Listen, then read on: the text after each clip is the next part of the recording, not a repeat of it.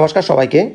তো আজকে আমরা যে কনসেপ্ট নিয়ে আলোচনা করব সেই কনসেপ্টে মূল বিষয় হচ্ছে মুভিং অ্যাভারেজ নিয়ে। মুভিং অ্যাভারেজ হচ্ছে একটা ল্যাগিং ইন্ডিকেটর এবং এই মুভিং অ্যাভারেজ মার্কেটে খুব প্রচলিত এবং এই মুভিং অ্যাভারেজ সম্বন্ধে ম্যাক্সিমাম ট্রেডাররা কিন্তু জানেন না। শুধুমাত্র মুভিং অ্যাভারেজ ক্রস ওভার করলে বাই, ক্রস ওভার করলে সেল, এই বিষয়টা নিয়ে শুধুমাত্র আলোচনা করে থাকেন বা এই বিষয়ের উপর শুধু জ্ঞান অর্জন করেছেন, কিন্তু মুভিং অ্যাভারেজের যে ডিপলি বিশ্লেষণ সেটা কিন্তু কখনো করেননি। তো আজকে আমরা মুভিং অ্যাভারেজের ডিপলি বিশ্লেষণ করব এবং আজকের এই বিশ্লেষণ থেকে আপনি ক্লিয়ারিটি পেয়ে যাবেন যে অ্যাকচুয়ালি মুভিং অ্যাভারেজ কি এবং মুভিং অ্যাভারেজ কীভাবে কাজ করে।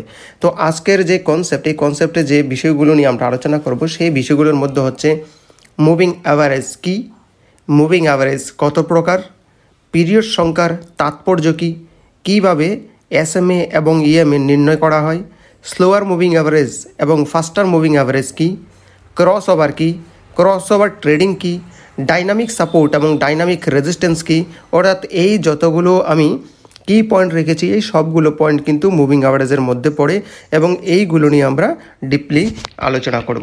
তো প্রথমত হচ্ছে মুভিং অ্যাভারেজ কী। মুভিং অ্যাভারেজ অর্থাৎ MA হলো পূর্ববর্তী নির্দিষ্ট সংখ্যক ট্রেডের ক্লোজিং প্রাইসের গড়।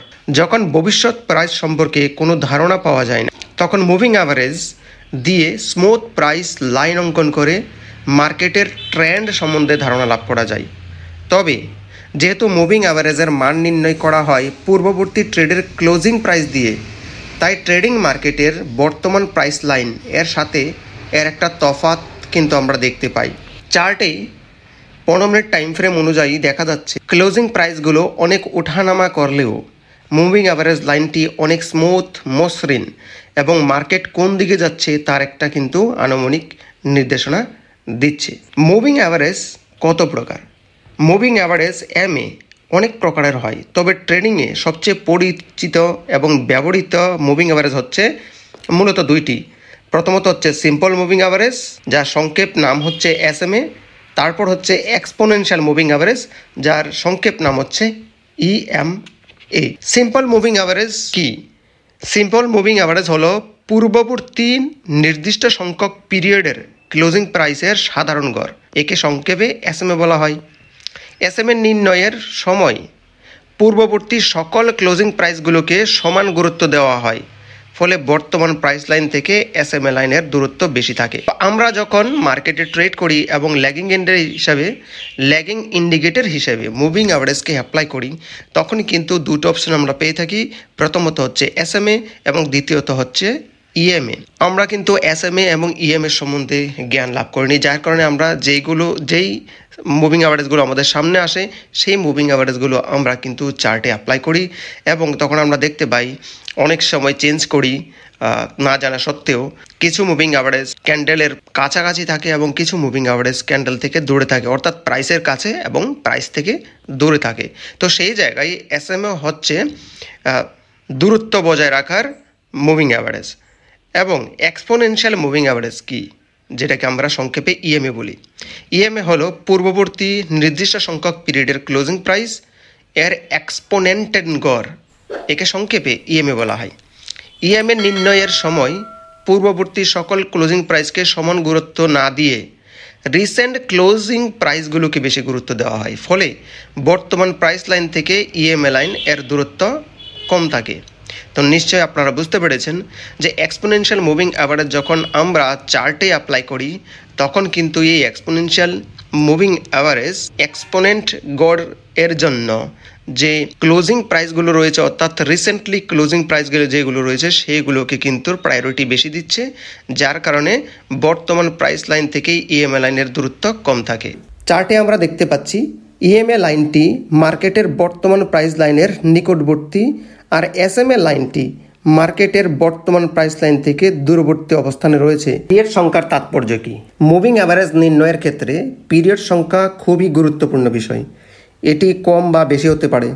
পিরিয়ড সংখ্যা কম বা বেশি হওয়ার অর্থ হচ্ছে কম বা বেশি সংখ্যক পিরিয়ডের ক্লোজিং প্রাইসকে গড় নির্ণয়ের জন্য ব্যবহার করা। পিরিয়ড সংখ্যা যত বেশি হবে SMA এবং EMA উভয় ক্ষেত্রেই মুভিং অ্যাভারেজ লাইন বর্তমান প্রাইস লাইন থেকে দূরে সরে যাবে। আর পিরিয়ড সংখ্যা যত কম হবে SMA এবং EMA উভয় ক্ষেত্রেই মুভিং অ্যাভারেজ লাইন বর্তমান প্রাইস লাইনের নিকটবর্তী থাকবে। চার্টে SMA এর বিভিন্ন পিরিয়ডের নমুনা দেখা যাচ্ছে যে কম পিরিয়ডের SMA বর্তমান প্রাইস লাইনের নিকটে আর বেশি পিরিয়ডের SMA বর্তমান প্রাইস লাইন থেকে দূরে রয়েছে। অনুরূপভাবে আরেকটি চার্টে EMA এর বিভিন্ন পিরিয়ডের নমুনায় দেখা যাচ্ছে যে কম পিরিয়ড এর EMA বর্তমান প্রাইস লাইনের নিকটে আর বেশি পিরিয়ডের EMA বর্তমান প্রাইস লাইন থেকে দূরে রয়েছে। কিভাবে SMA নির্ণয় করা হয়? SMA নির্ণয় পদ্ধতি খুবই সোজা। যত পিরিয়ডের SMA নির্ণয় করা হবে তত পিরিয়ডের ক্লোজিং প্রাইসগুলোকে যোগ করে পিরিয়ড সংখ্যা দ্বারা ভাগ করলে ভাগফলই ওই পিরিয়ডের SMA গড়। স্লোয়ার মুভিং অ্যাভারেজ এবং ফাস্টার মুভিং অ্যাভারেজ কি?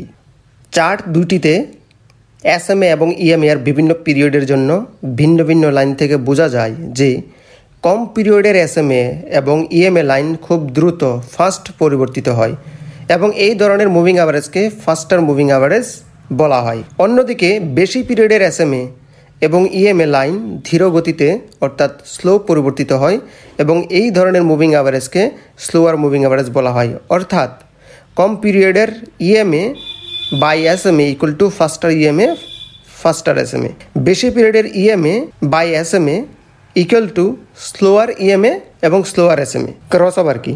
Faster moving average line slower moving average লাইনকে ক্রস করে অর্থাৎ ছেদ করে চলে যায়। ট্রেডিংয়ের ভাষায় একে ক্রস ওভার বলা হয়। চার্টে দেখা যাচ্ছে যে 10 EMA লাইনটি 50 EMA এবং 100 EMA লাইন দুইটিকে দুইবার ক্রস ওভার করেছে। ক্রস ওভার ট্রেডিং কি? ক্রস ওভারের দ্বারা মার্কেটে রিভার্সাল ট্রেন্ড খুবই নিকটবর্তী এটা বোঝা যায়। চার্টে দেখা যাচ্ছে যে 10 SMA লাইনটি 20 SMA লাইনটিকে ক্রস ওভার করেছে। ক্রস ওভারের সাথে সাথে মার্কেটে রিভার্সাল ট্রেন্ড শুরু হয়ে গেছে। অনুরূপভাবে আরেকটি চার্টে দেখা যাচ্ছে যে 10 EMA লাইনটি 20 EMA লাইনটিকে ক্রস ওভার করেছে।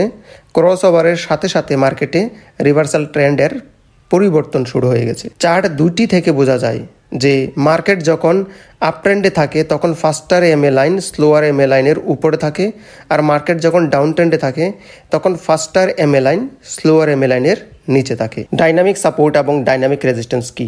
ট্রেডিং মার্কেটে প্রাইস সবসময় ওঠানামা করে এবং নতুন নতুন সাপোর্ট এবং রেজিস্ট্যান্স তৈরি হয়। প্রতিনিয়ত তৈরি হওয়া নতুন নতুন সাপোর্ট এবং রেজিস্ট্যান্সগুলোকে মুভিং অ্যাভারেজ লাইন দিয়ে চিহ্নিত করা যায়, যার ফলে মুভিং অ্যাভারেজ লাইন নিজেই ডাইনামিক সাপোর্ট এবং ডাইনামিক রেজিস্ট্যান্স এ পরিণত হয়ে যায়। ডাইনামিক সাপোর্ট এবং ডাইনামিক রেজিস্ট্যান্স আমরা কিভাবে চিহ্নিত করব?